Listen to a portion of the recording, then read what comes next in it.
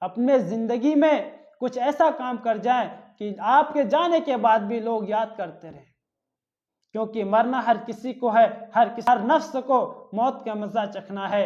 آپ کا پیر قبر مبارک تک پہنچا ہو سکتا ہے آپ کا موت کا فرمان آ چکا ہو سکتا ہے کہ ہماری موتیں ہمارے دہلیز پر آ کے کھڑی ہو سکتا ہے اس کے بعد میں زندہ نہ رہوں، کیا پتا، موت کسی کو بھی آ سکتی ہے، موت کسی وقت بھی آ سکتی ہے، بڑھاپے میں، جوانی میں، بچپنے میں، کبھی بھی موت آ سکتی ہے۔ تو لہذا مرنے سے پہلے موت کی تیاری کر لیں۔